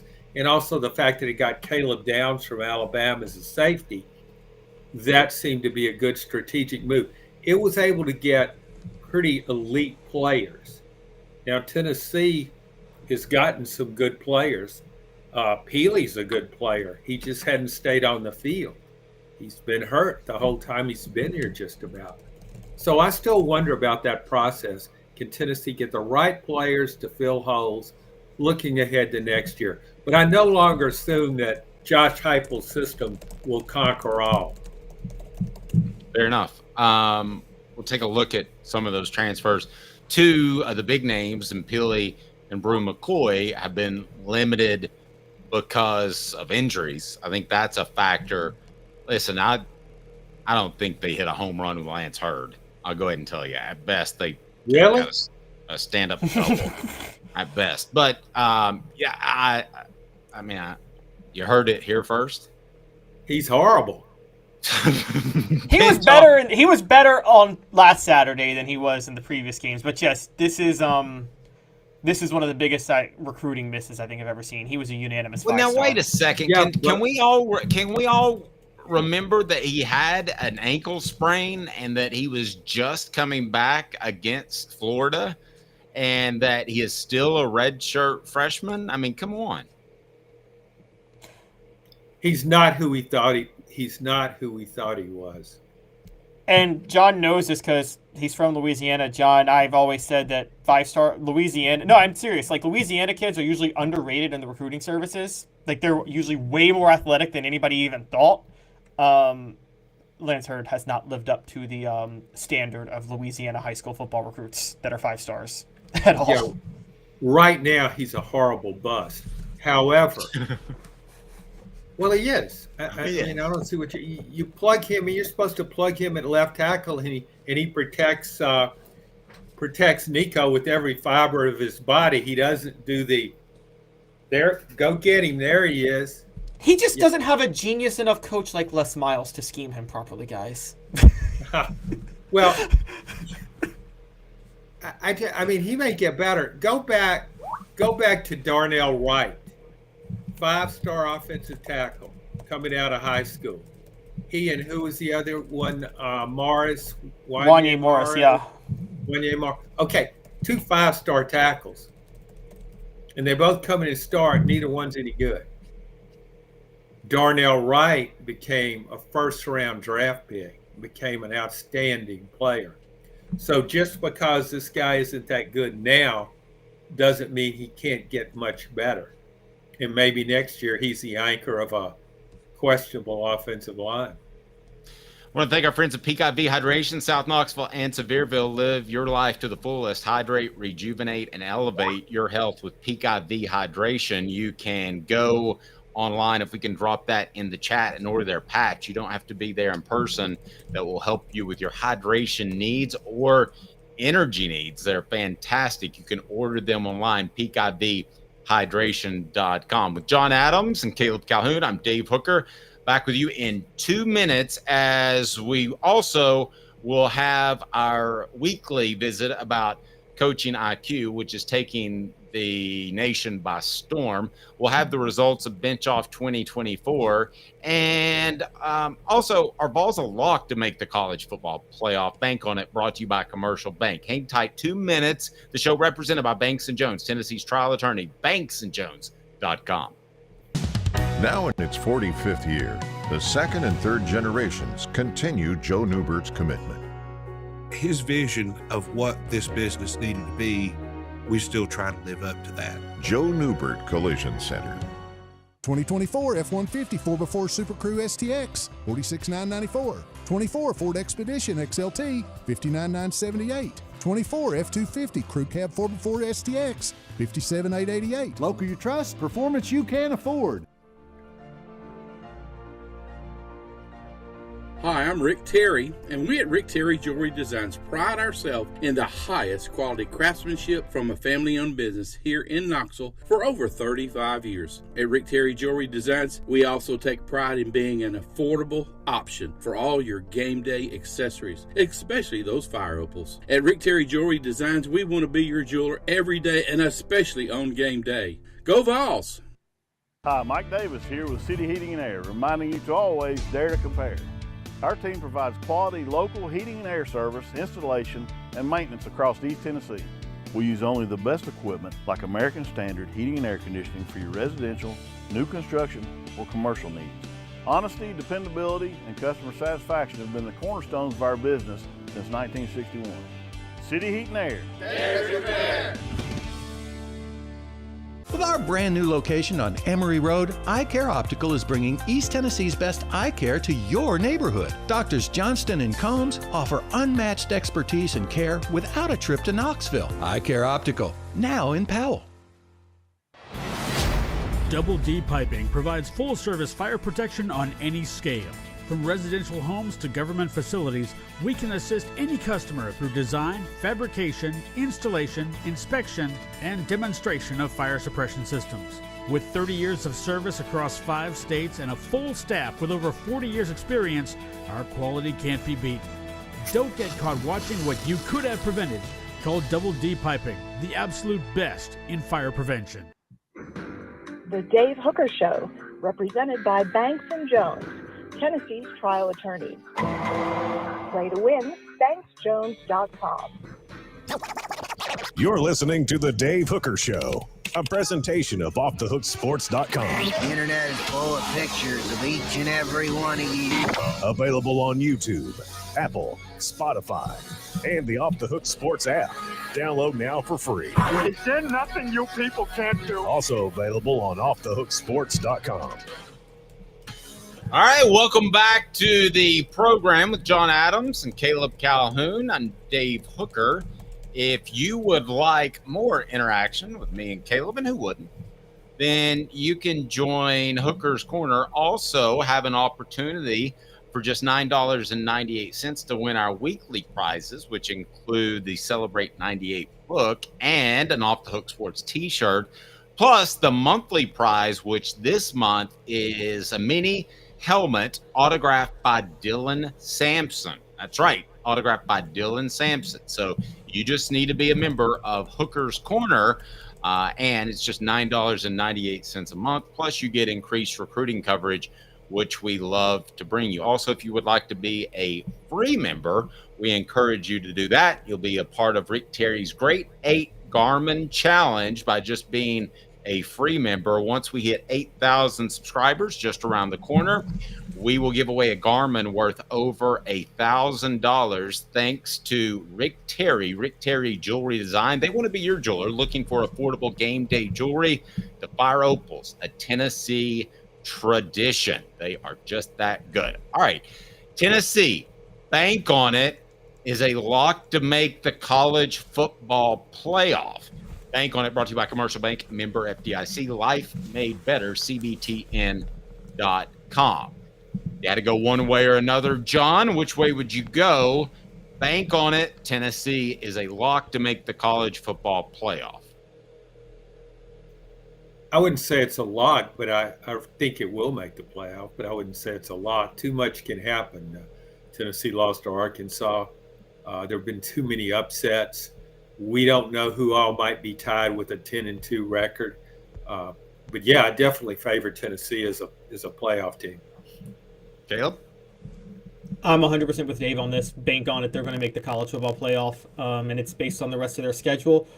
John, you bring up their loss to Arkansas, and other people are going to bring up their almost loss to Florida. Florida's a unique situation because for some reason the culture of the campus results in players playing tense with sweaty palms no matter what when they're playing Florida, and it doesn't matter how different the talent is. And Arkansas, we know that Tennessee's questionable on the road, particularly at night games with Heupel. They're not questionable at home, and they're certainly not questionable when they play inferior teams at home. I don't think they've been upset at home once since Josh Heupel's been at Tennessee. And their remaining home games... Yeah, I think, Yeah, like I say, I just don't like to call anybody a lock at this point because of the way the season has gone. Tennessee, well, I got a gambling problem, so I'm calling it a lock. By the way, if you want to drop money into the super chat, feel free. Darth Vol, we saw what you did yesterday, and we appreciate that. Your book's in the mail. And if you want to drop some dollars in the super chat, it goes to Quincy Calhoun's college fund, just 4 months old, but the plan is Harvard. So, John, we've got that up and rolling right now. Go straight to Quincy Calhoun's college fund, and Caleb, the degenerate gambler that he is, has promised not to gamble it away. Oh, yeah, famous last words. Yeah, I'll hold back that. I won't touch that college fund unless I get a surefire 100% lock-in. Well, then you just got to do it, don't you, Dave? I mean, you'd be stupid to pass that up. Oh yeah, you'd be a bad parent.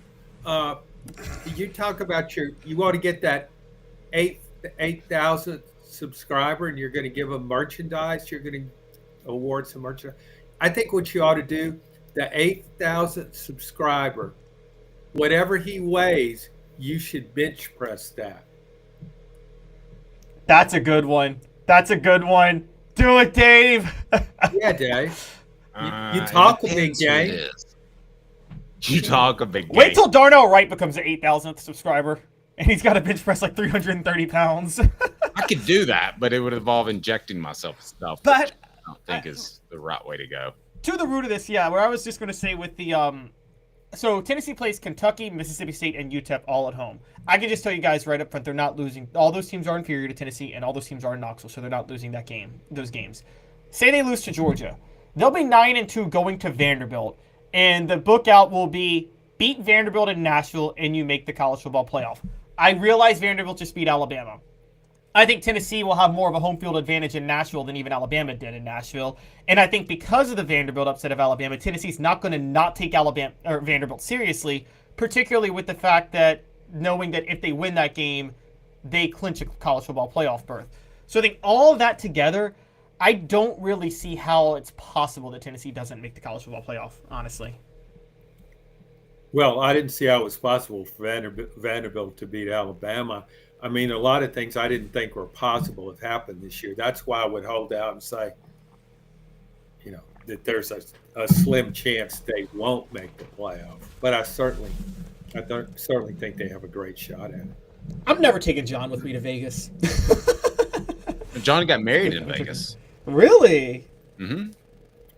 Yeah. Viva Las Vegas, Chapel. Thank you very much. Well, the college football national championship is a couple of years in a couple of years is in Vegas. John, me and you should go. I'll be out here like throwing money down, and John's like, I'm not saying this is a lot, Caleb. You shouldn't do this. You should reserve judgment.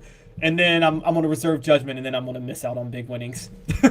I'll say this: bank on it. There's no way that John could pick worse than Caleb. Commercial Bank is your neighborhood bank. What makes us different from other banks? We understand that every customer has unique opportunities, challenges, and financial concerns. We don't expect you to fit into the same box as the next person or business. Whether it's purchasing a home, saving for your child's future, or planning for your next vacation, we're with you every step of the way to navigate life's big decisions. Commercial Bank. So, John, what other things do you want to share about Vegas other than you got married there? And that is, if you were at the sports betting table and they said the Georgia game is tomorrow, where would you put that spread? And then that leads me into my second part about why I think Tennessee is a lock to make the college football playoff.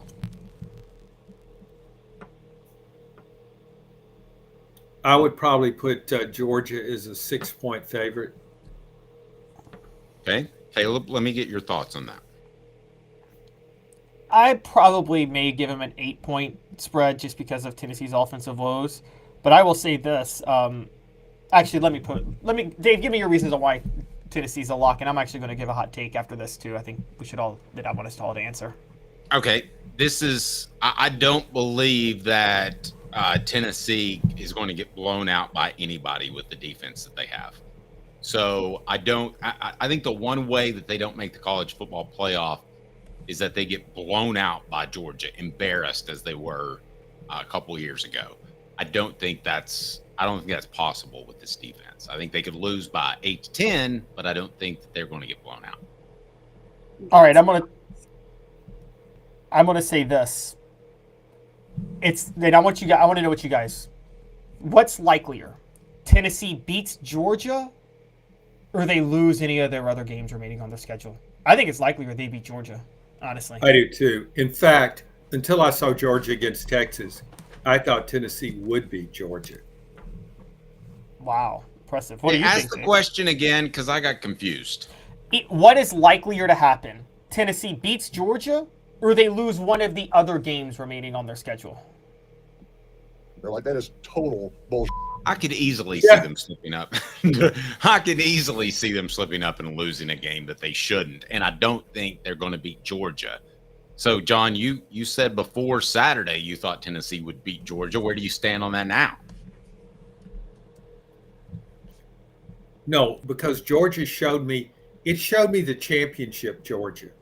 It showed me the Georgia under Kirby Smart that in the biggest moment, they raised their game and play lights out. They didn't against Alabama in the playoff last year, but I think that had more to do with injuries. They didn't against Alabama this year, but this was a Georgia team that beat TCU for the national title. That just absolutely destroyed Florida State. Florida State still hadn't recovered from that game. Just the ability to turn its game up a notch and be so relentless. So I don't think Georgia's as good as those teams, but I still think it has that quality because I thought Texas was the best team in the country. I did too. That was a very odd showing to me. So what's likelier? That's our new poll question. Vols beat Georgia. Vols lose to another team.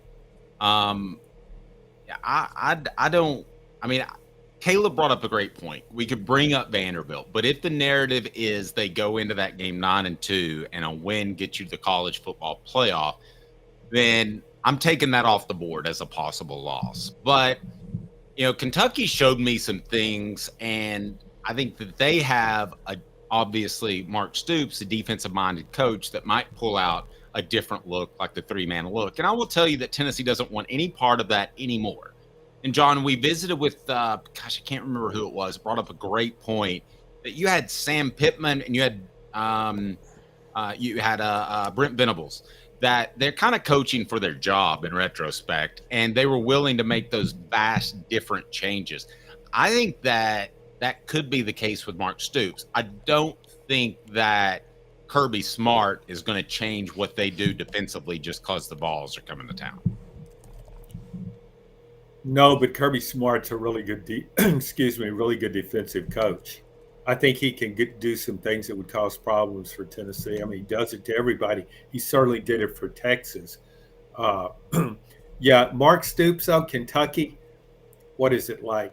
3-36 or 3-35 against Tennessee. I just never think of Kentucky beating Tennessee. Kentucky won't be able to. They'll struggle to get to midfield against Tennessee's defense. Tennessee's defense will overwhelm Kentucky. And being in Neyland's going to make it even tougher. Oh, that's going to be ugly. What was that game a couple of years ago?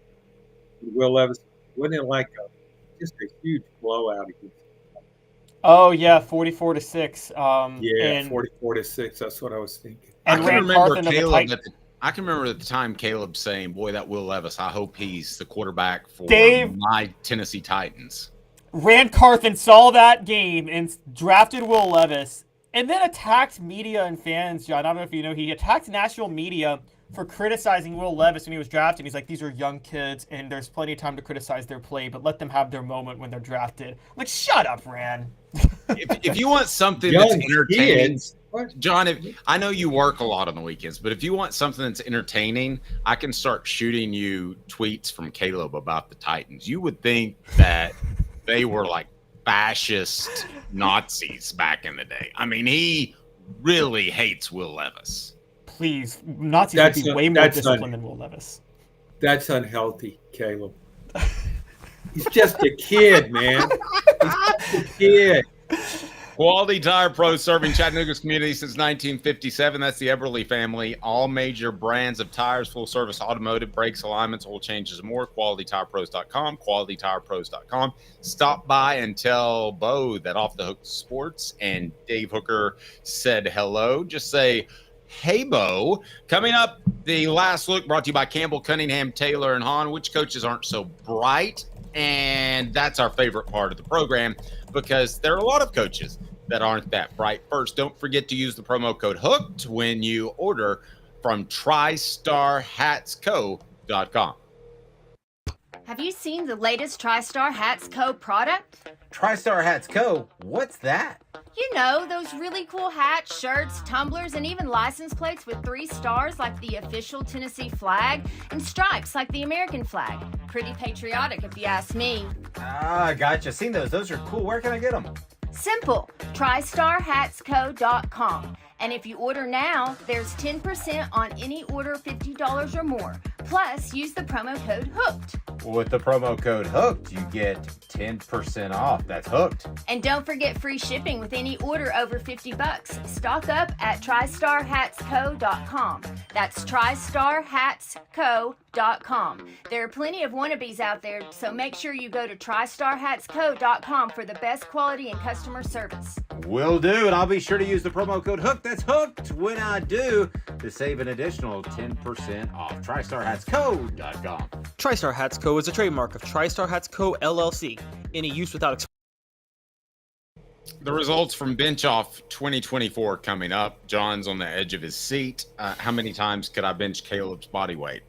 Hit like and subscribe. Give us the thumbs up button if you think it's more than 12. And we'll continue with that theme until we have video evidence, which I will provide a little bit later. And John, I can send you that as well if you would like to view it after the program on your own accord. Yeah, Dave, I'll be looking forward to it. All right. Coaching IQ. Which coaches needed Which coaches needed a little bit of help, Caleb? All right, let's get this thing started. Who you got on our Coaching IQ segment? Last look brought to you by Campbell, Cunningham, Taylor, and Hahn. Campbell, Cunningham, Taylor, and Hahn. Look at me. No contacts, no glasses because of Campbell, Cunningham, Taylor, and Hahn and LASIK surgery. Caleb, what do you got? Well, I'm going to start out by saying because quite a few teams were on a bye this week, the excessive level of stupidity wasn't on display, so you kind of had to watch the game and the flow of the game to see coaches make basic mistakes. So I'm going to give them credit. There weren't like Butch Jones levels of clock mismanagement or Les Miles levels in this week, but there were still some good ones. And we're going to start with a former almost Tennessee football coach in Greg Schiano, where Rutgers lost to UCLA over the weekend. There was a play, and it was 3rd and 9. And Greg Schiano calls a draw to bring up 4th and 2 at the UCLA 46-yard line. And you got to go for it. He takes a delay of game and punts it. Like, that is total bullshit. Your thoughts, John? Greg Schiano. Yeah, I wonder how many Tennessee fans watch Rutgers games just hoping to see him lose. Well, I can tell you my son who goes to UMass was quite cognizant of the fact that Butch Jones and Arkansas State were playing the Minutemen, and he found it quite comical. Caleb, who's next? All right. Well, next, another one. You guys can... I'm coming down on going for it on 4th down, but I think you guys are on my side on these this week because it's situational football. Jim Mora, who had a spat with Josh Heupel in Tennessee last year after Tennessee beat UConn. UConn was playing Wake Forest and down by 2 scores with 9 minutes left in the 4th quarter. And on 4th and 1 near the 40-yard line, now it was their own 40-yard line, but remember you're down 2 scores and it's 4th and 1 and he punts it. That's crazy. John? Crazy like a fox. He obviously was betting on the game. Right. What the H happened to Jim Mora's career, by the way? I mean, didn't it seem like he was cruising along as kind of like the McVay of his era, and then now he's stuck at UConn? Who thought the West Coast offense was going to work on Michael Vick? I mean, how did people think that was a good match? But did you think Jamora would be a solid coach, John? Yeah, I did. And I actually think he's done pretty well where he is. UCLA is a graveyard for coaches. That was his biggest mistake, was going to UCLA. John, have I ever shared, speaking of UConn, have I ever shared with you the fact that, we used to connect via Facebook, and so we'd friend people, and that's when I covered the Northeast in recruiting for ESPN. And I friended Randy Edsel, who was the source. I don't mind saying it. He's probably watching because you could always see him watching. He would watch my daily show on Facebook, and it would say Randy Edsel's watching. And I wasn't even talking about UConn nor any school in his area, but he was a daily viewer of the program.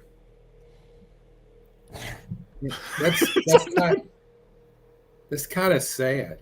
Well, John, even sadder when Randy Edsel's first game at Maryland was that Monday night game against Miami when Maryland displayed those hideous flag uniforms with the flag on it. And I fought a lot of Maryland fans like, this is buzz. This is going to help us recruit. I'm like, yeah, guys, you really think that kids are going to see Randy Edsel? And I'm like, I'm not crazy about the program he's building, but those flag-based jerseys, man, we're going to commit on that.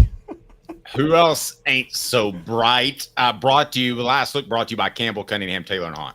The first step to better vision is to visit ccteyes.com. The information you need is easy to access, and setting an appointment is as simple as clicking the tab. Doctors Campbell, Cunningham, Taylor, and Hahn, and Eye Care Optical at ccteyes.com. All right, Caleb, who's up next on Coaching IQ? Oh, we got our old buddy Mike Norvell. Now he may not care. He could just be going through the motions because of how bad the season is, but Duke was able to run out the clock against Florida State at the end of that game on Friday last week. The reason they were able to run out the clock was because when Florida State was about to punt on 4th and 2 in the third quarter, Mike Norvell took a timeout to avoid a delay of game. Now, you're punting. Why do you care about the timeout is way more valuable than the 5-yard penalty in that situation. And he took the timeout to avoid. He didn't want it to be 4th and 7. He'd rather be 4th and 2 when he punts, even though he's punting either way. You suck, you jackass. I think you hit it right. I think Mike Norvell checked out with the third loss. What has happened to that team? In all seriousness, I mean, they're in college football playoff contention last year, and you don't really see teams just fall off the map from one year to another. It's really odd, and particularly because of their history and because they seem to have a good NIL program. When you look what they did in building last year's team, they got some really key players in through the portal. And then it makes you wonder if the NIL deals weren't working out. Because look at all the guys that opted out at the end of last year. And after it didn't make the playoffs, that was a factor in it. And I wondered this year, I mean, how could they be this bad? Yeah, it's really befuddling. I will offer this up, John, as a possible reason. I think that the middle and lower class of football have gotten better. In other words, if you don't show up to play, Arkansas was a great example. They pick up Danico Slaughter and Addison Nichols to address some issues that they have. And you just don't have as many gimmies. I mean, there were times that Philip Fulmer would leave the practice field to go recruit during Kentucky and Vanderbilt week. I don't know that you have those gimmies like you used to. You still have a few out there, Kent State, but maybe not as many. I mean, Power 5, sorry. Power 5s. Who's the worst Power 5 team in the country right now? Just off the top of your head, who would you say is the worst? That's a tough one. I got to think about that for a minute. I'd go with, what's a Rutgers, maybe? No, it's not Rutgers. There's worse teams in the Big Ten than Rutgers. Who's the worst team in the ACC? Florida State, honestly. Maybe Wake. Yeah. I mean, Florida State may be the worst team. It might be Florida State. They may be the worst team in Power 5. Well, another 1-6 team I get to go to now that's really, really bad, and it's in the SEC, though. for my other football IQ, Hugh Freeze is made the list this week, and Auburn's lost to Missouri. I don't know if you guys watched that game over the weekend, but I did watch some of the game. Auburn, on one point in the third quarter, they had the ball on their own 25. They get it all the way to the Missouri 10-yard line, running it 8 of 9 times. All they did was run it to get down there. They run it the whole time to get down there. And then once they're on the 10-yard line and first and goal, you know what Hugh Freeze does? I've run it all the way down. Now, why don't I throw it 3 times? They won't be expecting that. And he throws an incompletion. You idiot. Yeah, takes a sack. Peyton Thorne takes a sack, and then they get knocked out of field goal range, and they miss the field goal. And then Hugh Freeze in his press conference was like, well, if the receiver just caught the pass on the first play, it would have been a touchdown. Well, why are you throwing it? You ran it all the way down to the 10-yard line. Why did you put the ball in the air? This is like when Butch Jones, John, you remember John Kelly runs it all the way inside the 5-yard line, and then they say, hey, let's throw it 3 times. It was just like that. And I'm thinking, Jesus, Hugh Freeze did Jesus tell you that you need to throw this game? Because I know he's very religious. By the way, did anybody think that Steve Sarkisian, when he comes out and he's like Moses holding his hands up, did anybody say to themselves in the Texas crowd, oh, I was going to throw this, but Steve Sarkisian holds his hands up, so I'm not? Yeah.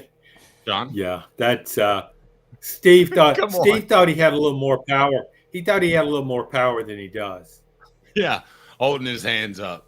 To me, that made me want to throw something. Like, I would literally, if I'm in the stands, I would say, listen, Jack Wagon, you showed up with a team not ready to play. I'm now going to throw something, and I wasn't before. I mean, isn't that? Don't give me that. I think Caleb has a lot to look forward to dealing with stupid coaches the rest of the year, because I feel like as the deeper we go into the season, the more coaches who will edge closer to the hot seat.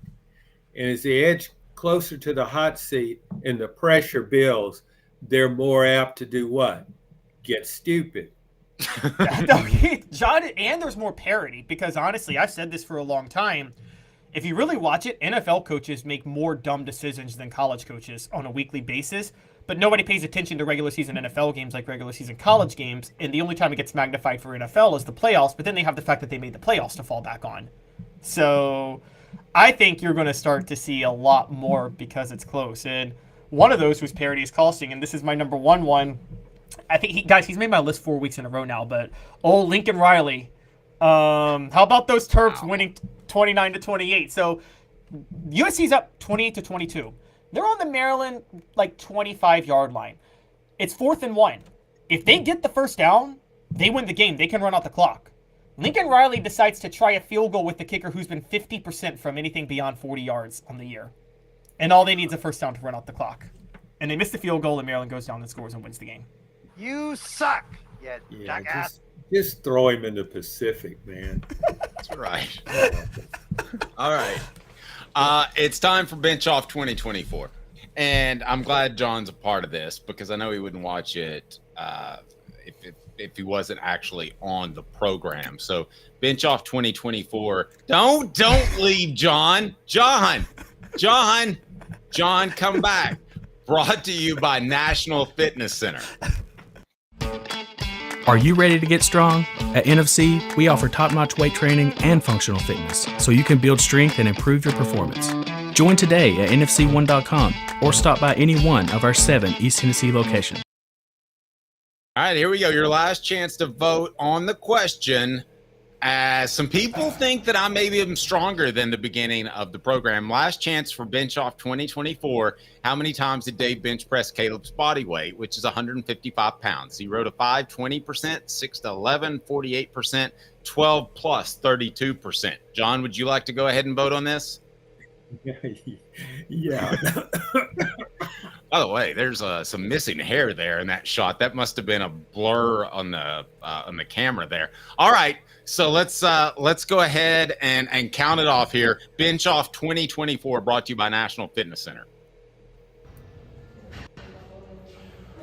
This is when everybody's wondering why my lovely wife is videoing me doing bench press.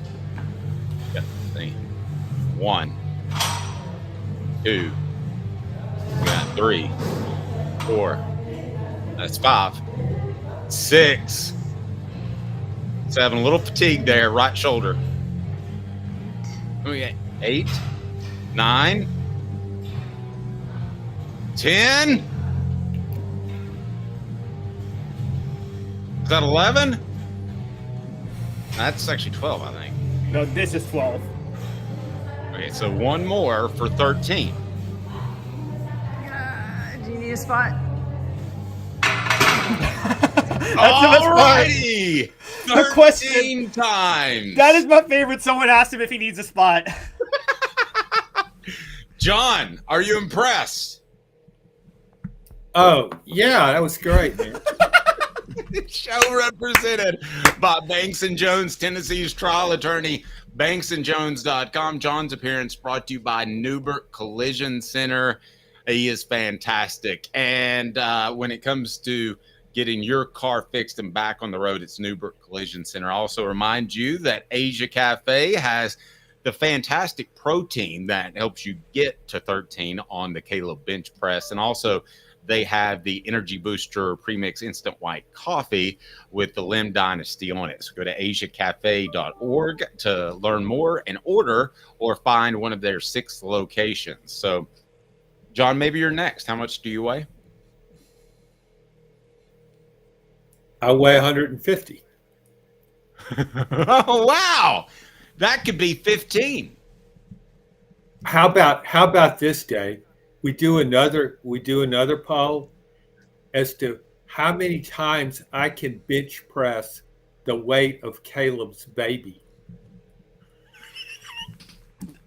I got one. How about we do one since we just came from Football IQ? John, how about me and you bench press the average IQ of a football coach? Well, I tell you what, 96 pounds. A game to look forward to this week is Kentucky and Auburn. Oh, that's I think you could get a lot of material there, Caleb. You're right. I really do. That's going to be like those old Butch Jones, Jim McElwain head-to-head. Jumping the shark. All right. Thank you for all of those that supported me in Bench Off 2024. I couldn't have got to 13 without you. For John Adams and Caleb Calhoun, I'm Dave Hooker, the show represented by Banks & Jones, Tennessee's trial attorney, banksandjones.com.